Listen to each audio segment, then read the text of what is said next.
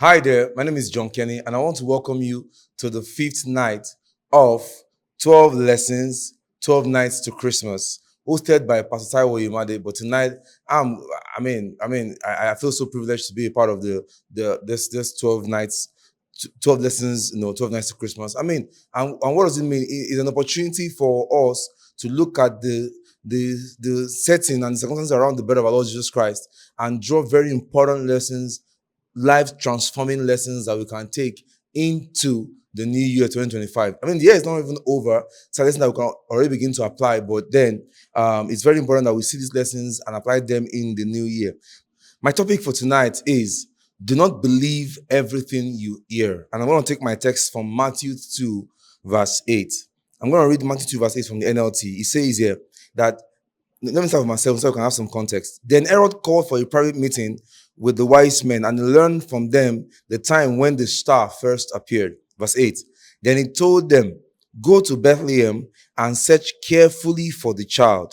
And when you find him, come back and tell me so that I can go and worship him too. It's really profound that these guys, they came into town and common sense told them that the first place you should go to if you're looking for a king is to go to the king's palace. And they went to Herod, but I don't think they had prior information about the kind of person that Herod was. And let me tell you, that's the honest truth we're going to face in life. Many people are going to be dealing with in life.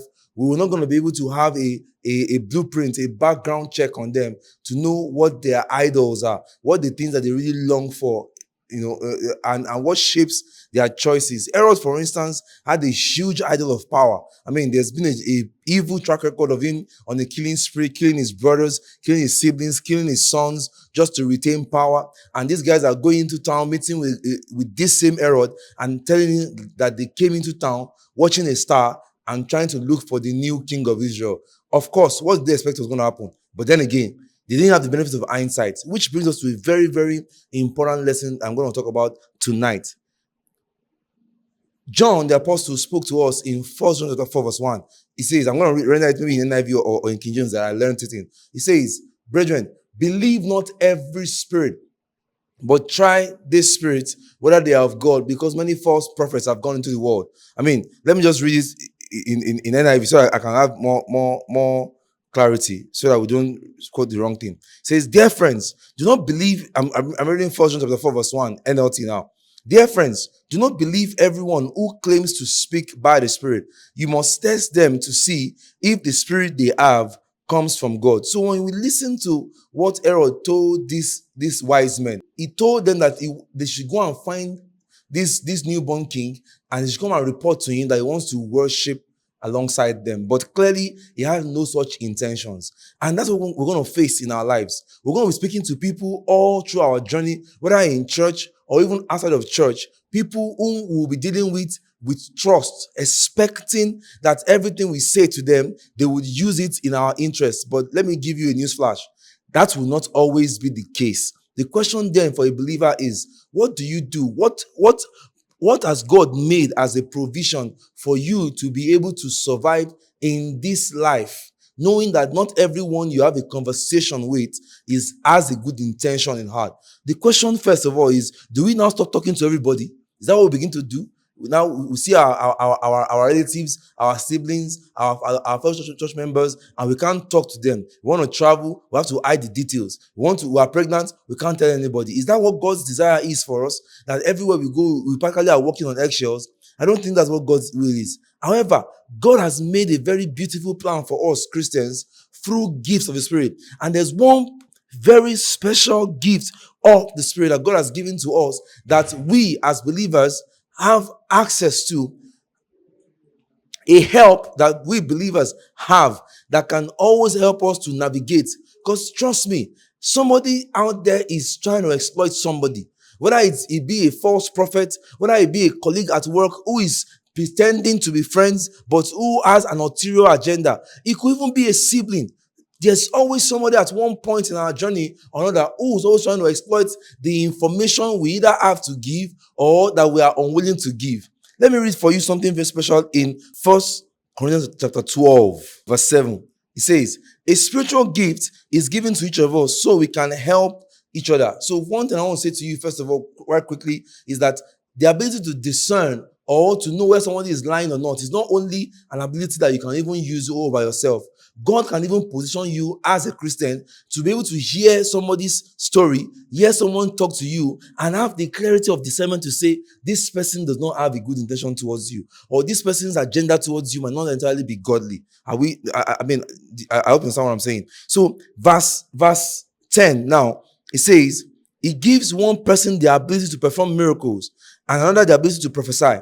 It gives someone else the ability to discern whether a message is from the Spirit of God or from another spirit. Unfortunately, today, this one gift is one of the most downplayed gifts today in the church. I don't know the reason why this gift has been so heavily downplayed, but let me tell you the honest truth. If this gift were really, really in action in the body, a lot of the lies that have become widespread would not have been this popular. If people paid more attention as we did to the gifts of healing, to the gift of prophecy, to the gift of miracles, if we paid the same attention to the ability to discern whether someone who is speaking by the Spirit of God, we will escape a lot of deceit and falsehood. I mean, look at what the Lord said to John in the book of Revelation chapter 2, verse 2. Very, very interesting thing. He was commending the church in Ephesus. And what was he saying to them? He was saying, I know all the things you do. I have seen your hard work and your patient endurance. I know you don't tolerate evil people. You have examined the claims of those who say they are apostles, but are not.